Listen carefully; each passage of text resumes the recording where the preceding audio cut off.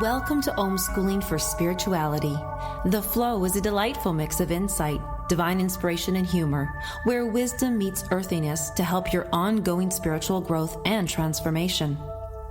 Follow the flow of enlightenment and explore everything spiritual through the deepest self-inquiry, as student Lisa Berry asks Master Spiritual Teacher G.P. Walsh the kinds of questions you would ask an elder, a wise man, or a sage, and receive direct, simple, comprehensive, and deeply human lessons and teachings. From transcending the experience of separation, releasing old conditioned patterns and wounds, and alleviating suffering, to demystifying esoteric practices and revealing one's true purpose and innate freedom. Welcome to the flow of enlightenment. Transformation is all there is.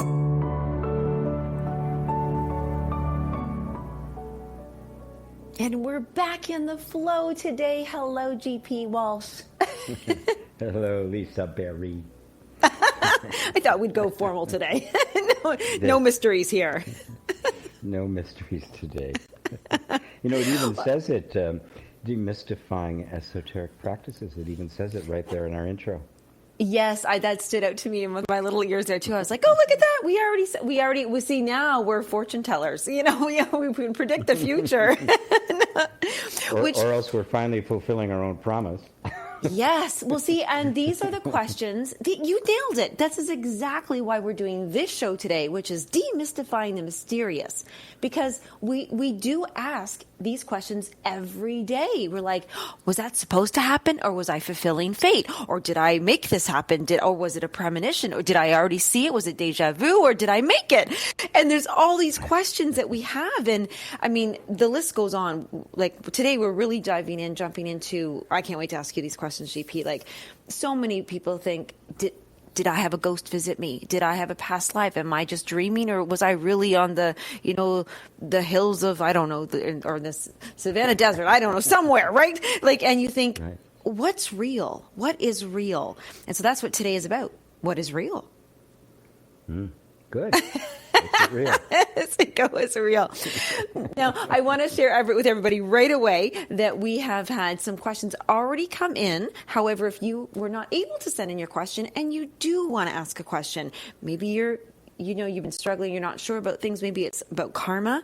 Maybe it's about past lives, soul contracts, Akashic records, and you don't have time to write in. You can call in. And so I want to give the number to you guys right now. So get that a head start. And if you go get your pen and paper and write it down, it is 202 is the area code. So 202-570-7057. You are calling into the OMTimes radio station, and you'll be put right on air here with us. You can ask a question because, like I said, we have 3 come in already. But let's just start with this.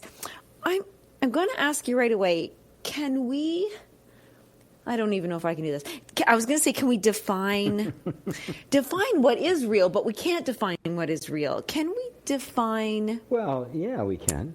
Sure. Okay. If we can't, we're kind of screwed, don't you think? Okay, let's do that. All right, GP is defining what is real right now here, you guys. Right. Now, what we have to do is define what reality is. What is the characteristics of something that is real? Without trying to find the thing that is real, we first need to know what real is. What is reality? Right? What distinguishes something as being real? Remember, the word truth and the word real are synonymous. They refer to the same thing. If it's real, it's true, right? Yes. Get real, right? If it's real, it's true. Get true. Get true, man. That's hilarious. So there are characteristics of it. If it's real, that means it exists whether I believe it or not. It exists objectively. It exists inherently. It is. It's something that really is. And this is really important because people talk about creating the reality, right? But what they're really talking about isn't reality. You can't create reality. I mean, it's real, right? It's already there. Right, yes. When you say creating your reality, what you're really talking about is creating your experience of reality. And our perceptions of reality are always different. They're always less than. They're they're a limitation, they're a dilution of reality, because our minds and our bodies and cannot take it all in. It's an enormous transformation that has to take place before reality can actually be witnessed directly. But it's not witnessed as a thing out there. It has to be witnessed inside. So the characteristics of reality are characteristics of truth. It is self-existent, it is self-verifying, and it is self-luminous, and it's eternal. It never changes. It's the truth here and everywhere, now and for all time. This is what Buddha meant when he talked about a self or not no self. The reality, right? He said no self, which simply means no thing has inherent reality to it. Everything you experience, what you actually experience is not the reality of the thing, but your experience of it, your interpretation of it, what it means to you. Nobody experiences anything directly. That's the whole non-dual path, is to get to the point where you actually can experience something as it is. That is, to experience reality directly. So we have to first know what reality is, so that we can discern between what is simply my objective experience of something and what really happened. Yeah. Yes. And this is the litmus test for every esoteric practice. It's a litmus test for everything, even non-dual. I mean, even the thing that I promote and say is so wonderful, I say take it with a grain of salt, because even that is subject to our interpretation. It's just the nature of our minds and the nature of perception itself. Perception forms a view of the world. It is not reality. But in order for there to be a perception of reality, reality must exist. There must be something, right? Right. Yes. Everything just can't be a perception. Something has to kind of be start the, prime the pump, start the engine. There has to be a point of reference that is not a perception, that is an actual objective. Yes.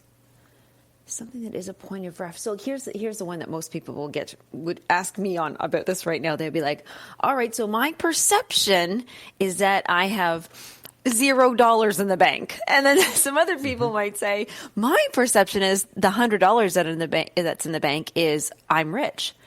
And so if I don't want to go to delusion here, but if our perception is that we're broke, there's no money in the bank, even if there's a few bucks, that is our reality. But we can't make it a reality that there's $1 million in the bank if there's not $1 million in the bank. Well, first off, the reality is, at least on this relative level, like stepping out of the absolute reality. The reality is there's $100 in the bank. Now, for one person, that could mean, oh my God, this is terrible. I'm broke. Right? Yes. For somebody else could mean, oh my God, thank God, this is wonderful. Right? Yes. Now, if reality was that reality was an objective thing, right? That $100 in the bank would have exactly the same impact on everybody who saw it, but it doesn't.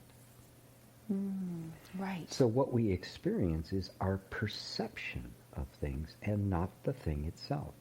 And we're just so ingrained into thinking that our perception of the thing is the thing that we don't look any further. So when somebody tries to visualize having $1 million in the bank, what they're trying to do is create an inner state of the feeling of abundance, right? Because they have associated lack with their current condition. But that association of lack is simply a conditioned response. It's just how you learned how to react to that. If I'm a billionaire and I lose $30 billion, I'm going to think the sky is falling, even though I've got another $50 billion in the bank. I'm really upset about that, right? Whereas you and I could live for the next 3,000 years on that $50 billion, right? Yes. And give a lot of it away. Right. I mean, I give most of that away. How in the world am I going to do with $50 billion? Gee, I can't spend that much. I just give it away. See, But this that's is a my very... perception of. That's the meaning I've given it, right? Yes, the meaning you've given it. I'm so glad we're starting here because to dive into, oh my gosh, karma, ghosts, visitations, past lives, I was like, okay, we got to find some little bit of an anchor here to reality, which I'm so glad that now we know these, like it's self-verifying, it's always true, it's all those beautiful things you said, which is cool, because thinking of it in terms of money, which is what people think about, it allows you, yes, it is a perception. So if I threw this over to the other side about, I came and said to you, GP, I saw a ghost last night. And, just like, I have $1 million in the bank. I saw a ghost light, but I really, think I saw a ghost. How does one, do they need to prove what they believe they saw? Well, no, unless you want to be happy. We need validation. That's right. Because we can't live our life based on untrue assumptions and be happy. Things just won't, things won't be quite right, and you won't know why. You challenge your assumptions. So somebody says they saw a ghost, or they experienced a visitation, or something like that. Okay. Yeah. I know they had an experience, right? And I'm not going to deny the experience. And I know the experience was far enough outside of their convention and their norm that it had a supernatural air to it, right? So here's how you get to the reality of it. You have to sort through. Somebody gave us this idea about ghosts and after passing on and people coming back and the like. And so we take that knowledge and we have an experience that's outside the realm of what we can explain, and so the mind very naturally tries to grab for something to explain it. And now all of a sudden I saw a ghost, and now the mind's content. Oh, that's what it was a ghost. Now I should be afraid or not afraid, or I go to a medium or whatever, because it sets up a nice course of action, right? So let's go back to the beginning. Is that what you really experience? Now, I'm not trying to deny that, right? I'm not trying to. I'm not a materialist. I'm not, the scientific naysayer. I'm not Penn and Teller, right? I'm not trying to debunk anything. Right. I am in because yes, it could be. It is very possible. The thin between the veil between this life and other lives is way thinner than we realize, and all sorts of things happen that are out of our sphere of our normal range of perception. Now, something like that can become a wonderful spiritual opportunity, not to just try to come up with an explanation of what happened, but to recognize that I really don't, within my current context, by a context by which I live my life, by the way, and filter and process and interpret all experience, right, has just experienced something I can't explain outside of my realm. Now, that could be an invitation for the most momentous growth. Yes. Questioning your perceptions. But what we do, what the mind does, is it wants to immediately grab onto something to explain it, and then its little world doesn't the apple cart doesn't get upset. I'm finding it. Oh, okay, it's ghosts, or I don't believe in ghosts, or a coincidence. It was just a coincidence, or it was serendipitous, or there's a million reasons, but they're all wrong, right? They're all an attempt to maintain the current context so we don't feel insecure or unsafe. And fearful, yes, because that's it's the fear. And I love that you said we've been fed a definition or an explanation or a story about something. So before we even saw the ghost, right, we've already have an impression of what a ghost is so that we can even name it. We already had it filed away how to interpret it if it ever happened. Yes.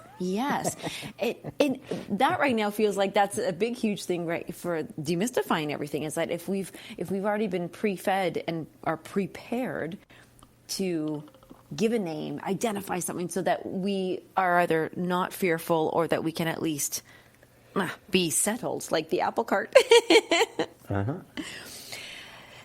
is so interesting in that way. So when it comes to, we do have a couple questions. I'm not going to do the questions until we come back from commercial, but I love that you said it's a spiritual opportunity and an invitation. So right now, for all the listeners who are sitting there thinking, I've had some unexplained, I know, when they hear the word ghost, or they hear the word visitation, or like, I need to see a medium, or that's in my Akashic records, but it doesn't, they still don't have answers. They've been told it, but it just doesn't settle. Does that mean it's not truth because it doesn't explain everything? Yes, it's not the whole truth. Again, I'm not trying to be a naysayer and just deny it, right? Right. Just deny it out of hand, because that too is an absolute position, and that's another part of the context. And the cynic or the skeptic, right, can become an identity. So you doubt it. You just doubt it. Like a lot of really staunch materialists are like that. They just refuse to believe anything other than the material model. I don't go there either. But if I have an answer that my mind says, okay, that's what it is, but it doesn't feel quite enough, you're onto something.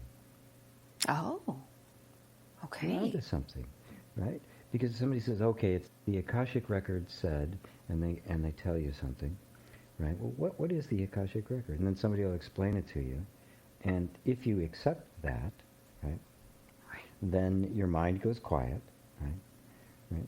And so now you've got an interpretation of an experience.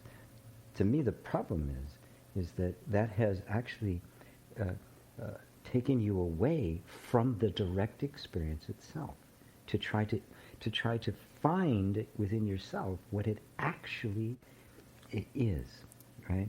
You're walking through a park, it's springtime, you've just gotten out of winter, and suddenly you see this first bloom of a beautiful flower, right? Mm-hmm. And it just catches your attention, right? It just grabs you, right? And you, and for a moment your mind stops, everything stops, it's pure bliss, you are one with the flower, it's the pure experience of that flower. A second later, your mind goes, wow, what a beautiful flower. I love that flower. Man, God, what a cool flower. I wonder what kind of flower that is. I think I saw those on sale at Safeway the other day. Right. And you're not with the flower anymore. Right. You're not in the moment anymore. You've gone off into the mind's narrative about it. Right? Yes. It's the same thing. I've had an experience. Somebody tells me it's, the Akashic records of karma. Yeah. And if I buy that, I'm now in the mind with living an interpretation of my experience and not the experience. In other words, I'm not living life. I'm living the YouTube version of it. Okay. That took us to a few really good places there. So we will go to commercial. When we come back, I love that you just said we get lost in the narrative. So right now, bring your questions back to us. We've got some questions we're going to ask, and we are going to be going into those questions about the Akashic records, actually, and past lives and soul contracts. So lots of good stuff when we're back from commercial.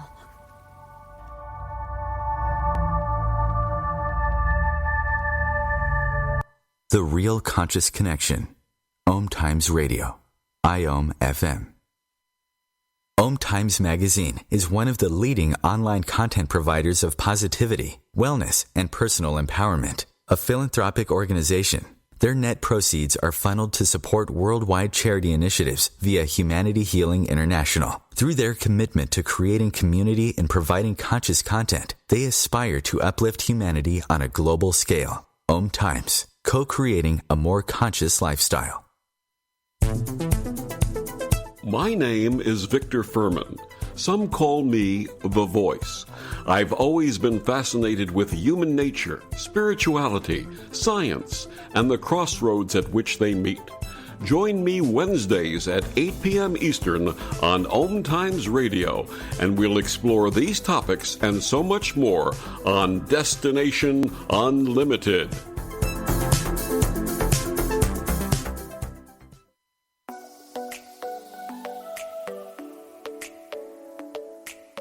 I'm so not good enough. Fail. They'll judge me. I'm afraid others are doing it. Been done. Who are you not to fully express who you are, to be your warrior of light and do business from your fierce, aligned energy? I'm Rosalind Fung, host of Activate Your Soulgasmic Business here on OMTimes Radio. Let's get your business turned on to the next level. I invite you to hop on a business soul alignment discovery call with me at rosalindfung.com and let's monetize in your soul mission. Go to ROSALYN F as in fun, UNG.com. I am Fidel Nshambo. I was born in a city called Bukavu in the Congo. We were a loving family, and then, boom, everything that I had disappeared in a single day. People think that when you are a refugee and they resettle you to America and all your problems are done, they don't understand that that's the beginning of everything. I was not born a refugee. I was made one. It's time we welcome refugee families with open arms. Learn more at embracerefugees.org, brought to you by the Ad Council.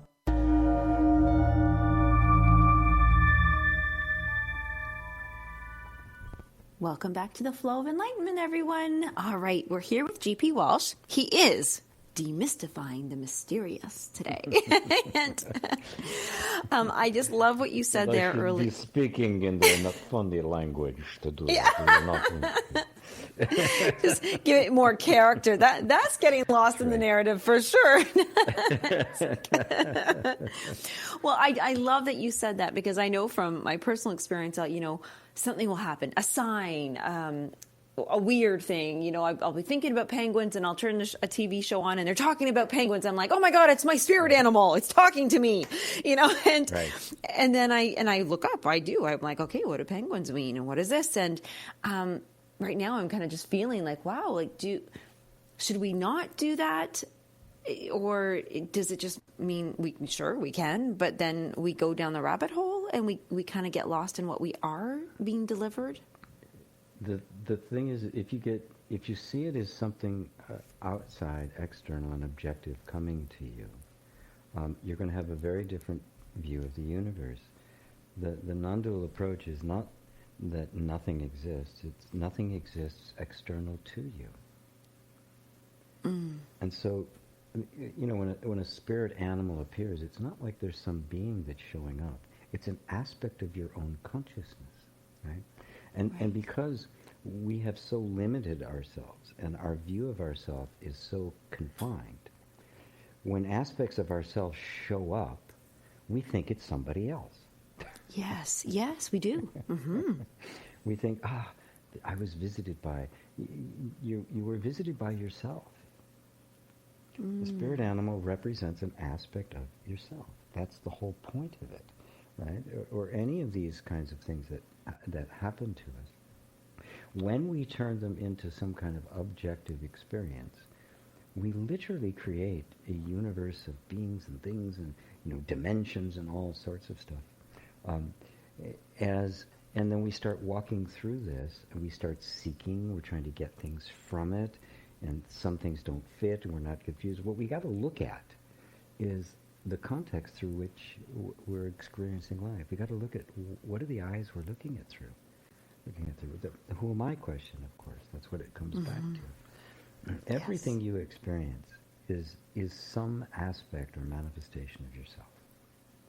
Thus, but our sense of self is so limited that we don't get that. And even when I say that, it's an aspect of yourself, people are trying to, they start thinking it's an aspect of me, but the me they're referring to is this very limited sense. Right? It's an aspect of you that you're not aware of because your view of you is too small. Mm-hmm. Yes. Yes.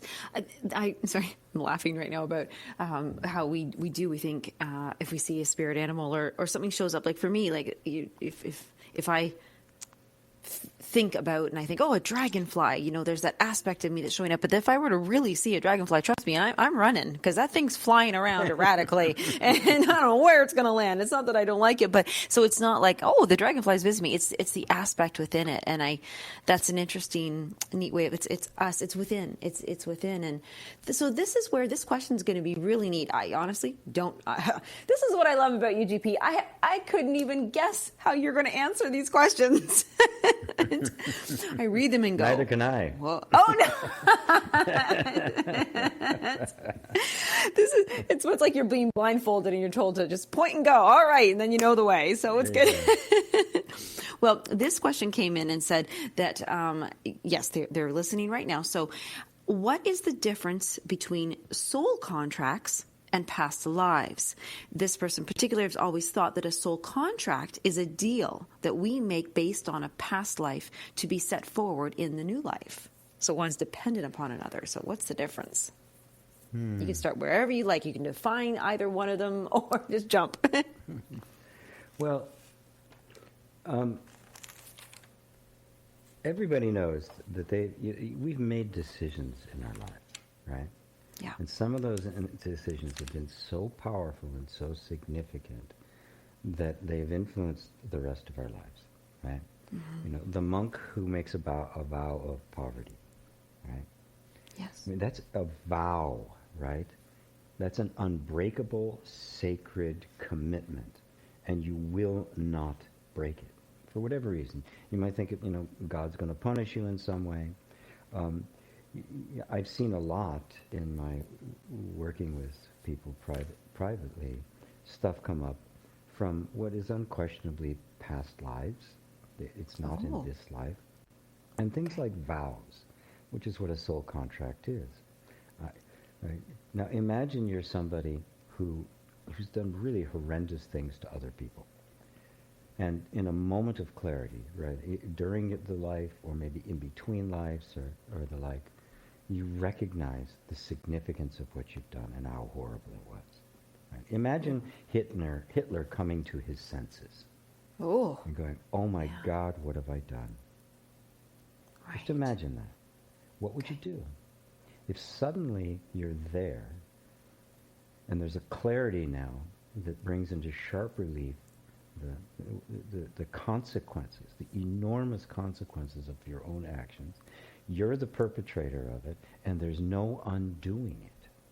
Oh, that's a yucky feeling. Now, at that moment of realization, which is an awakening, by the way, right? That is part of the awakening. The awakening is not always pleasant. In that moment, you are not at all awake enough or developed enough to give yourself any forgiveness. Right. You can't do it. Yes. I just sob and cry. Yes, you'd weep and you would say, I will never do that again. And I don't care what it costs me or how long I need to suffer. I will never do that again. And you've just launched yourself into lifetimes of suffering to fulfill that vow. And it's a vow that you don't think you can let yourself out of, because there's this underlying fear that says, if I let myself off the hook for this, I will do it again. So there's the sense that this is the only way I can keep myself, I can make myself moral and human. Right? And I've worked with people that have had that kind of stuff going on to bring them to the point where they can finally relinquish the vow. That wisdom has grown enough that it does not need that intense threat of punishment in order to fulfill its natural goodness.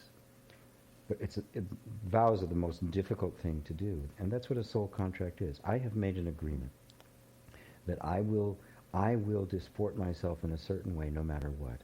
And if that means I have to go through 1,000 lives of utter deprivation, always being poor, always being alone, hurt, tortured, it's worth it. Right. Oh, wow. These are the kind of things we do. I mean, we want to think of it as just something mild and I can either get out. They're not mild. We don't do this because it's interesting or fun. We do this out of a necessity that arises out of circumstance, arises out of the dawning of wisdom into the darkness of ignorance, the ignorance that is created monsters, basically. Here's a backwards question then. So, no, I'm not looking for punishment, let me tell you. But so I'm here in my life, loving animals beyond crazy. Like, people think I'm actually nuts, which is fine. But now I'm wondering, oh my gosh, was that because I was like an animal Hitler in another life? And now does it always mean because we live? It could. Well, yeah, it could. But here's the deal. Knowing whether it did or not will have absolutely no impact, right? This is where you are now. This is what you're feeling. You are drawn to it for some reason. It has certain kind of meaning to you, right? The only thing we can deal with is now, right? Right. And what reflects itself in the now, something experienced in the now, you don't really have to go into the past because it's not the past. It's here now. It's influencing things. So the effect of it being here, you don't need to dive into the past to figure out what it is. You simply need to look at what is happening now. And you can ask yourself, is this attachment to animals, which is completely innocent, is it hurting my life in any way? Is it hurting animals? Is it hurting somebody else? If it is, if it's making recompense for something else, then it actually isn't a genuine feeling of love on your part. Right. There's yes, guilt yes, yes. wrapped into it, and obligation. And obligation is exactly the opposite of love. Ah. Yes. Ooh. Yeah, that feels like it too. It feels yucky. Ooh. Yeah, it feels horrible. I have to do it now for recompense. So you begin to let go of that, and you begin to, Christ put it beautifully. He was telling the story of the wheat and the tares. And he said that there was a man who had a large crop of wheat. And in the middle of the night, his enemies snuck in and they planted tares amongst all the wheat. Well, tares are a kind of weed, basically, right? Okay. And after a while, as they started to grow, the men who worked his field said, "Look, we found all these tares. Should we pull them up?" He says, "No, don't do that. If you pull them up, you might pull the wheat up with it. But let them both grow until the harvest. And then we'll separate the tares into tares over here, and we'll burn the weeds, and we'll put the wheat into the barn." And tares are an interesting weed because as they're growing, they look a lot like wheat. Oh. But when they mature, while the wheat turns golden brown, they turn this dark, ugly black. Oh. So once they've matured, you can clearly discern between the two. Which is why I always tell you, don't throw the baby out with the bathwater, which is kind of a shorter way of saying the same thing. Yeah. You have to develop wisdom. The situation is always an invitation to develop patience, insight, discrimination that leads to a wisdom that actually sees so clearly that all of the overhead you don't need can fall away, and all of the fruit can be brought into your internal barn and enjoyed and made pies out of and stuff. I love that. I was already loving the internal barn, and then you threw pies in there. All right. Well, this is such a helpful thing because, a lot of people use it the opposite way and say, gosh, I have cancer. I've got this disease, or nothing ever works for me, or I'm poor. I must have done something terrible in a past life. Yes. They reverse it that Maybe way. You did. Maybe you did. Right. Yeah, but that's the beauty of forgiveness. Wisdom brings forgiveness.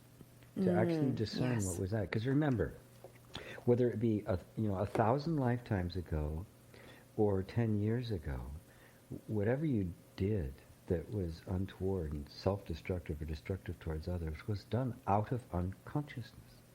Yes. It's always the conditioning that did it. And that insight is the open door to your original innocence. You've never done anything wrong except identifying yourself with the conditioning, which is always a fruit of the environment.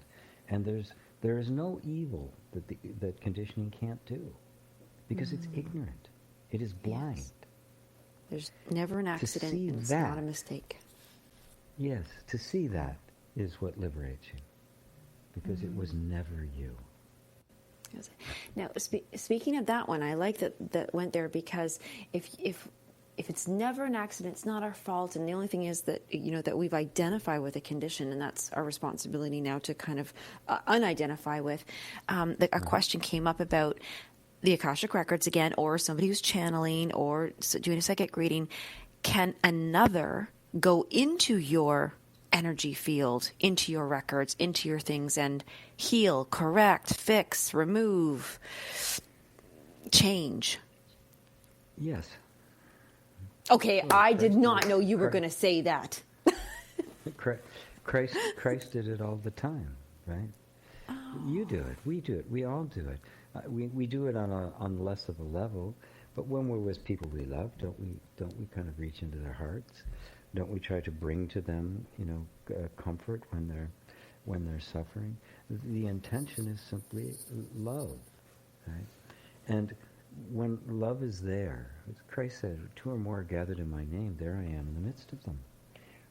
When love is there, that is genuine love, not a love trying to get something or be a channel or be significant. I'm the healer is not love. And now it's a business deal, and now the ego's infected it.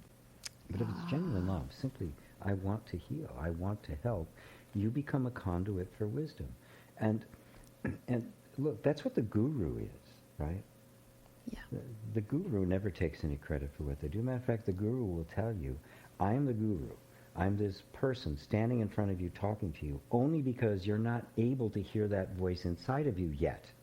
Mm-hmm. Once you are, I'm going to disappear because I'm superfluous. I'm simply the way that wisdom and love is showing up so that you'll be able to hear it. And love is so loving, it'll show up in whatever form you need in order to deliver to you what you need to bring you to that next place where you can finally dispense with all human aid. And so yes, others can do it. Of course they can, but just like anything else, there's not another. It really is an aspect of you being made manifest, whether it appears as a medium or it appears as your financial advisor, right? Or it appears as the person, running the cashier at the grocery store, or it appears as some kind of ephemeral being. It's all the same. And that's why miracles do exist. I love this. Of course they do. Okay, so we'll sneak away to commercials. I'm going to invite everybody to call in once again, and the number to call in is 202-570-7057. We still have 2 more questions to go, and just, oh my goodness, I'm already just melting into all of this. So come on back after the commercial break to the flow of enlightenment.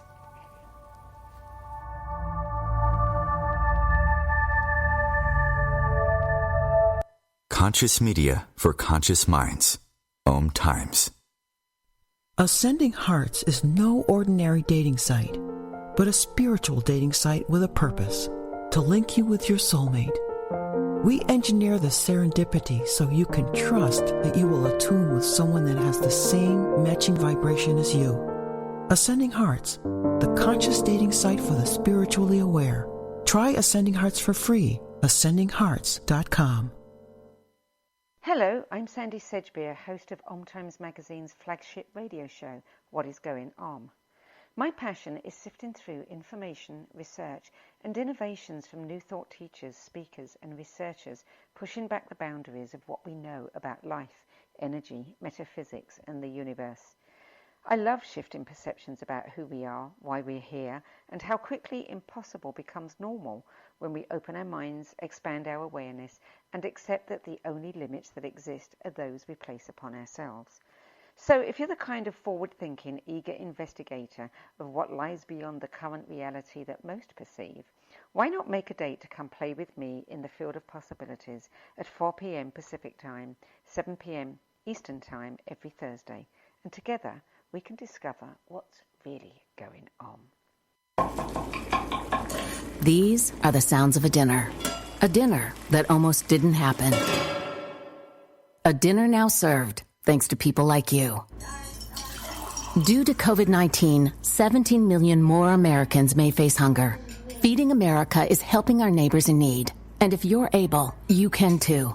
Donations are being accepted at feedingamerica.org/coronavirus. Brought to you by the Ad Council and Feeding America, 200 food banks strong.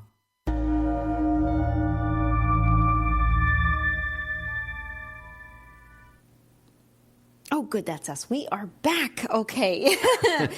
All right, that's us.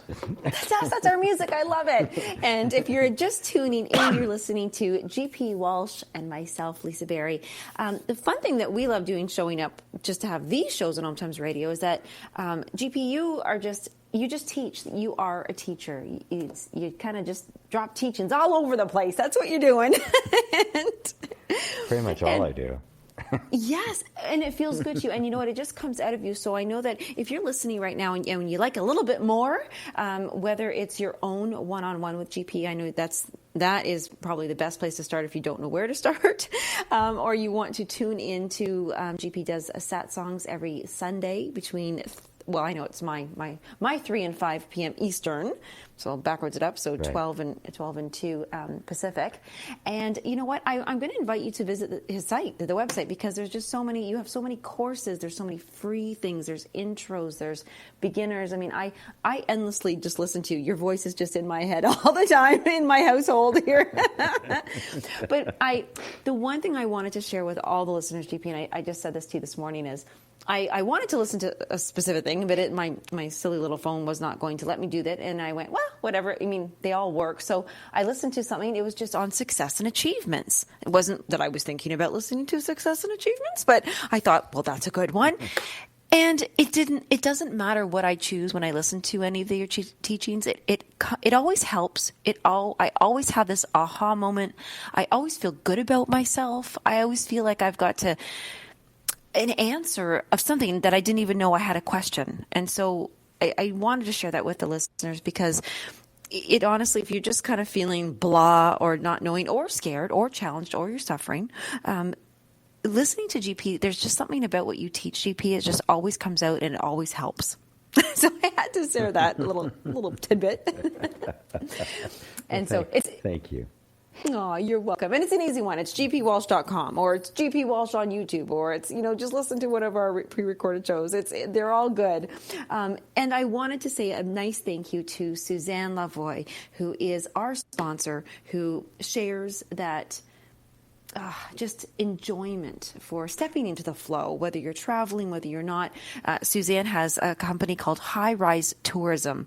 And I want to do a special shout out for her. It's because she calls it high rise tourism, because as each time you have an experience and you go somewhere new, you venture somewhere new, you yourself grow. You get to experience you. You are an adventure with you. And I know right now it's tricky for traveling and all those things, but pop on over to Suzanne Lavoie's her Facebook page, and I'll spell it out here. It's Suzanne, Suzanne, Lavoie, Lavoie, or go on over to High Rise Tourism, because she is a phenomenal writer. She's a really good writer. And she just shares experience, and her writing will take you away. So even if you can't travel, connect with Suzanne, because just reading some of her stories or seeing her pictures will take you on an adventure. So we thank her so much for sponsoring us. And GP? Yeah, I thank her so much for lending her support to this. It helps make it possible. So. Yeah. Thank you, Suzanne. Yes, thank you, Suzanne. And now I'm coming right back at you, GP, with one of these questions. Somebody, actually, I've had two people write in about this, which I thought was interesting. They would like to know, they have been called a new soul. And one of them takes it as an insult, and one of them takes it as it's good. One feels like she's being called a baby, and the other one feels like they're fresh and young and has many more to go. So can we talk about new soul? You're an old soul. What does all that mean? A newbie. You're a newbie. Yeah. Right? Or an old soul. Like, oh my God, am I old? Am I dying? The sense of experience does have a sense of being a new experience, or I've been there, done that, right? And where the actual origin of that came, I think some people just for some people, things always seem kind of fresh and new. For others, they seem old and stale. It's like, I've been here, done that. Right. The soul has no age. Right? This is what we can't conceive of, because the mind can't think in terms other than time. So everything's a series of events. Now, the idea that you could be a new soul or an old soul would mean that you had to start somewhere. Yes. At some point, you came into existence, and before that, you did not exist. Right? Well, how did that happen? Well, that would have to be there'd be some kind of process, like a Big Bang, that for some inexplicable reason went boom. Kind of a cosmic version of that, or a multidimensional version of that, where suddenly some particular set of conditions happened, and then you happened. Well, if that's the case, when those conditions disappear, you will disappear. Right? So whether it's old or or brand new, the sense of there being an origin to your existence is the same. You didn't. There was no origin. Nor was there some creator out there who made you. You have always been. That is inconceivable to our minds. Mm-hmm. Now, obviously, this iteration, this body I'm in, was not always here, right? Right. But if I actually look back over all the lifetimes that I've had, right, I was still there. It's very natural for us to go, well, where did it originate from? Yeah. Right? What if it didn't originate? What if your actual being is timeless? Matter of fact, that time is a creation of the mind. All it is, all time is an arbitrary measurement of the distance between two events. And then the mind takes that and speculates on it and projects on it. And before you know it, there must have been a beginning. Well, why? If you look at your life right now, every moment is a birth and a death. Every moment is a beginning and an ending. Right? The beginning of one moment signals its end. Right? But the end of that, of course, is the birth of another, and it's this endless cycle. It's what they call Shiva's wheel. Right? The birth and death isn't just the cycle of my lifetime, but the cells in your body, the phases of your life. How many lifetimes have you been through now? At your age, how many different people have you been? Right. Yes. Do we see them? Oh, I died, right? And my 15-year-old died, and my 16-year-old was born. We only see it in terms of the continuity, right? Well, multiple lives is no different, right? We see it because it's a real sharp cutoff, right? We don't notice the continuity, right? But there obviously is continuity, because that's my life. And in the last life, I was convinced that's who I was. And the one before that, I was convinced that that's who I was. Right? Maybe completely different. Maybe even a different species and a different planet, different gender, everything completely different. And yet something was the same. Something was there that says it was my life or my past life. That essential thing is timeless. It has no beginning. It has no end. Our experience may be new, or it may be same old, right?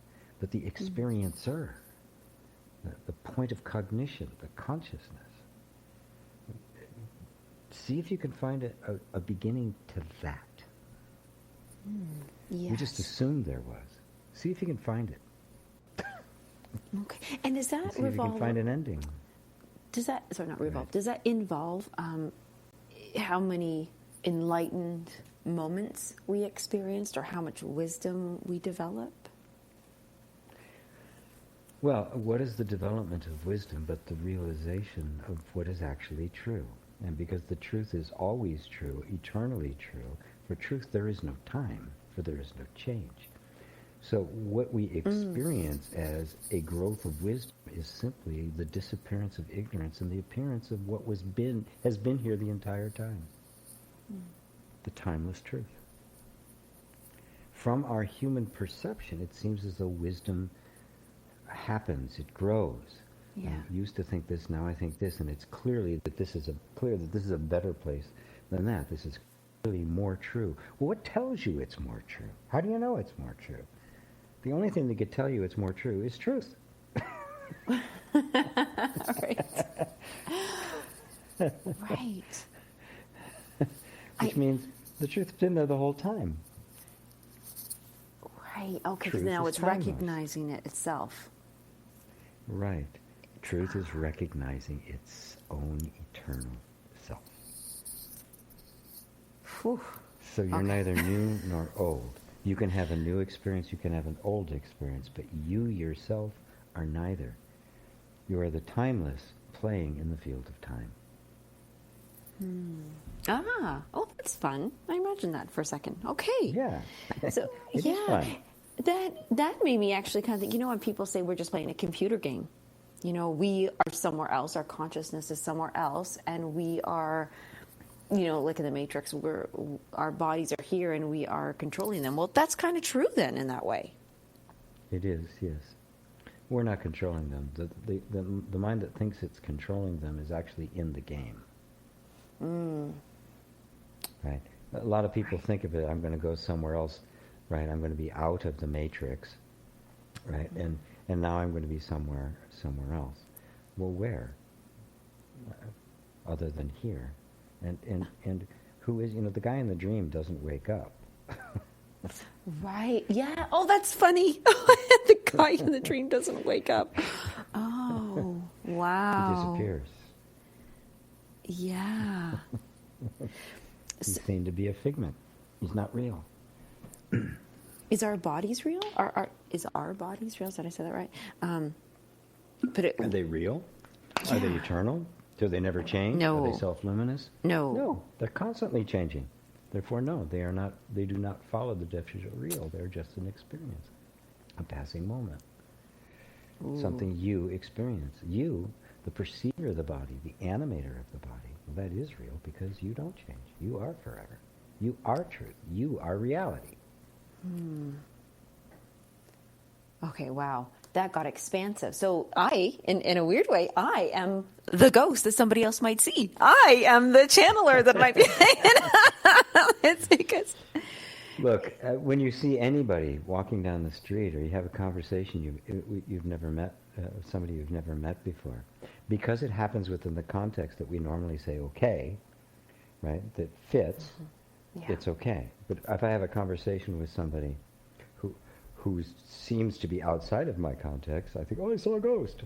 No, you didn't. You just saw another life, another being, another life form, another manifestation of the same self. So what if you're transparent and you can stick your hands through them? Right. That's demystifying that mystery. So what? Right. So it really is, this whole show just is kind of feeling to me that it's about our experience. It's about what is within our context, what is not, what are we willing to accept, what feels truth, and what is our experience. And that's really where that demystifying is happening. Correct. And when you do that, your context expands, right? Limitations fall away and suffering dissipates. Oh, I don't know if I can squeeze this in because you just said that and it reminded me of that final question. Eek! Okay, I'm squeezing it in super fast here. It'll exist even if I don't. Okay, okay, right. Here it is. Does disease exist whether we believe it or not? So. No. Okay. Short answer is no. It does not have an existence outside of our own concept of it. This will be argued by materialists that see everything as a material process. But if you look at it closely, seeing things as a material process is another context. And if something happens that kind of defies that or intimates that there might be something else, it's denied. It's flatly denied. No, we'll understand it eventually. We just don't understand it now. It too is just another context. Disease is way more than just some physiological condition. But what it is a disconnect from my true nature. I reconnect to the true nature and disease disappears. Yes, and on that note, especially that one, because I'm so glad you said that like that. Everybody listening, I have to express this to you so much. I really never could grasp what GP just said there really well. Like, it never made sense to me. I couldn't even fathom that. I listened to his tapping, the fundamentals of tapping. I invite everybody to go on to your site there, GP, because that fundamental of tapping's actually changed my entire way of looking at my health, my body, my energy, the flow, and it truly alleviated some health context that I was experiencing. I'm going to call it that now. And I really just must invite everybody listening right now to pop on over to the site to explore or ask us questions. Email us questions@gpwalsh.com with any question. Not, maybe you don't want it on air, maybe you just have a question, but just reach out to us, because truly, GP, thank you so much, because you really have changed my context. It's expanded since I've met you, and it has, changed my whole perception and my experience, and I love it. So thank you, GP. Thank you, Lisa. That's why you wanted to do the show. Exactly. Yes, I feel so lucky. And we're also happy to bring it to everybody who's listening, and invite your friends to listen too. So if there's something that you heard in our show and you think somebody might benefit from it, please share it. Please ask us for the replay. We can help you out that way as well. And thank you so much for joining us. We'll see you next Tuesday on the Flow of Enlightenment with GP Walsh. Thank you, GP. And bye, Lisa. Bye-bye, everyone.